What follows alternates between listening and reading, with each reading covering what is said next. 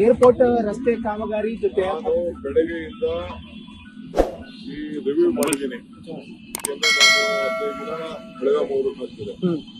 So ಎಲ್ಲ ಕೆಲಸಗಳದ್ದು ಏನೇನು ಆಗ್ಬೇಕು, BMRD ಏನಾಗಬೇಕು, BDA ಏನಾಗಬೇಕು, ಬೆಂಗಳೂರು ಬಿಸ್ನೆಸ್ ಕಾರಿಡಾರ್ ಏನಾಗಬೇಕು ಅಂತ. ನಾನು ಬೆಂಗಳೂರು ಬಿಸ್ನೆಸ್ ಕಾರಿಡಾರ್ದು ರೈತರದ್ದು ಯಾರು ಒಪ್ಕೋತಾರೆ ಕೊಡ್ಲಿಲ್ಲ, ಡೆಪಾಸಿಟ್ ಮಾಡಿ ಹಳೆ ರೇಟಲ್ಲಿ ಅಂತ ಹೇಳಿದ್ ನಾನು.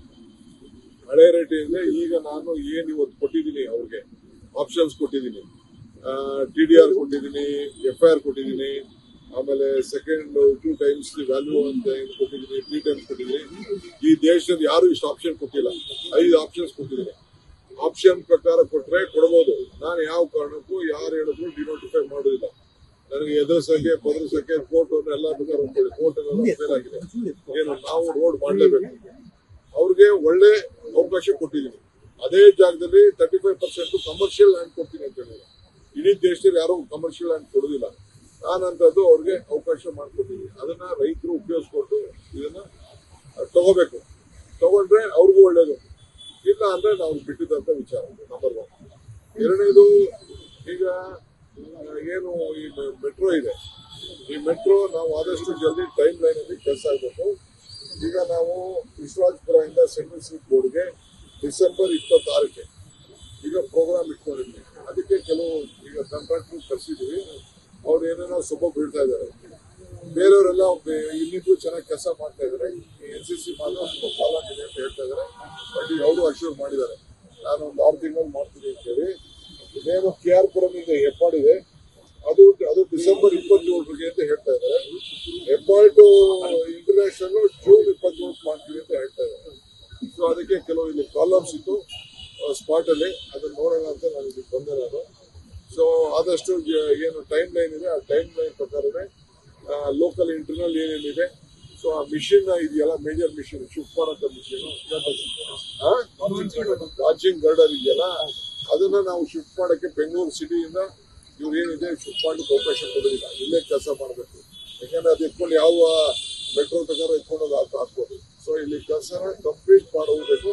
ಅದಕ್ಕೆ ಸ್ಟ್ರಿಕ್ಟ್ ಆಗಿ ನಮ್ಮ ಇದು ತುಷಾರ್ ಗಿರ್ನಾರ್ದು ಅದಕ್ಕೆ ನೋಡುವಂತ ವ್ಯವಸ್ಥೆ ಮಾಡ್ತಾ ಇದ್ದಾರೆ. ಸೊ ನಾವು ಆದಷ್ಟು ಜಲ್ದಿ ನಾವೇನು ನಮ್ಮ ಪ್ರೋಗ್ರಾಮ್ ಇದೆ, ಇದು 15,000 ಕೋಟಿ ರೂಪಾಯಿ ಪ್ರಾಜೆಕ್ಟ್ ಇದೆ. 15,000 crores. This is almost 58 kilometres. ಇದು ಸಣ್ಣ ಜಾಗ ಅಲ್ಲ. ಒಂದು ಊರ್ಗೋದಂಗೆ 58 kilometre central airport to airport 30 station ಇದೆ, 30 ಸ್ಟೇಷನ್. ಸೊ ಇದಕ್ಕೆಲ್ಲ ನಾವು ಟೈಮ್ ಈಗ ಇನ್ನೊಂದು ಡಿಸಿಷನ್ ಈಗ ತಗೊಳ್ತಾ ಇದೀವಿ. ಎಲ್ಲೆಲ್ಲಿ ಶುರು ಆಗ್ತಿದೆ 5 ಸ್ಟೇಷನ್, 6 ಸ್ಟೇಷನ್, 10 ಸ್ಟೇಷನ್ ಅಷ್ಟು ನಾವು ಕಂಪ್ಲೀಟ್ ಆಗ್ತಿದ್ದಂಗೆ ನಾವು ಲೈನ್ ಪ್ರಾರಂಭ ಮಾಡಕ್ಕೆ ಒಂದು ಚಿಂತೆ ಮಾಡಿದ್ದೀವಿ. ಸರ್, ಇನ್ನೊಂದು ಇದರಿಂದ ಟ್ರಾಫಿಕ್ ಸಮಸ್ಯೆ ಕೂಡ ಉಂಟಾಗ್ತಿದೆ. ಇದಕ್ಕೆ ಪರಿಹಾರ ಯಾವಾಗ ಅಂತ ಸರ್? ಅದನ್ನ ಈ ಕಟ್ಟಡ ಮಾಡಬೇಕಾದ್ರೆ ಅವ್ರಿಗೂ ಕೆಲಸ, ಬರೀ ರಾತ್ರಿ ಹೊತ್ತು ಮಾತ್ರ ಕೆಲಸ ಮಾಡಬೇಕು. ಆಗ್ಲೇ ಒಬ್ಬ ಸತ್ತೋದ್ಮೇಲೆ ಅದು ಸ್ವಲ್ಪ ಬಹಳ ನಿಧಾನ ಆಗಿದೆ. ಗರ್ಡರ್ ಬಿದ್ದು ಮತ್ತೊಂದು ಇದೆಯಲ್ಲ. ಸೊ ಬಹಳ ಅವರು ರಾತ್ರಿ ಹೊತ್ತು ಕೆಲಸ ಮಾಡಬೇಕು, ಟ್ರಾಫಿಕ್ ನೋಡ್ಕೋಬೇಕು, ಕೆಲಸನೂ ಮಾಡಬೇಕು. ಇದು ನಾನು ಪ್ರಾಕ್ಟಿಕಲ್ ಆಗಿ ಕೆಲವು ಪ್ರಾಬ್ಲಮ್. ನೀವು ಟೀಕೆ ಮಾಡೋರು, ಜನ ಮಾತಾಡೋದೆಲ್ಲ ಬೇರೆ ವಿಚಾರ, ಬಟ್ ಇದು ನಡಿಬೇಕಲ್ಲ ಕೆಲಸ.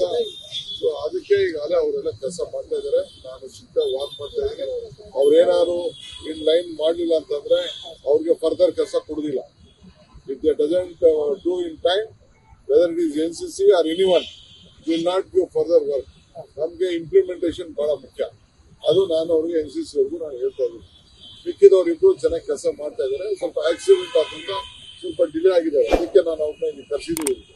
ಕರ್ಸಿ ನಮ್ಮ ಆಫೀಸರ್ಸ್ ಎಲ್ಲ ನಾವೆಲ್ಲ ಇಲ್ಲಿ ಬಂದಿದ್ದೀವಿ ಸ್ಪಾಟ್ ಮಾಡೋಕ್ಕೆ. ಏನೇನು ಪ್ರಾಬ್ಲಮ್ ಇದೆ ಅಂತ ಸಾಲ್ವ್ ಮಾಡ್ತೀವಿ. ಲೇಟೆಸ್ಟ್ ಹಾಗೂ ಇಂಟ್ರೆಸ್ಟಿಂಗ್ ಸುದ್ದಿಗಳಿಗಾಗಿ ಬಾಸ್ ಟಿವಿ ಕನ್ನಡ ಚಾನೆಲ್ನ ಸಬ್ಸ್ಕ್ರೈಬ್ ಮಾಡಿ. ಹಾಗೆಯೇ ಬೆಲ್ ಐಕಾನ್ ಪ್ರೆಸ್ ಮಾಡಿ. ಇದರ ಜೊತೆಗೆ ಫೇಸ್ಬುಕ್, Instagram, X ನಲ್ಲೂ ಮಿಸ್ ಮಾಡದೆ ಫಾಲೋ ಮಾಡಿ.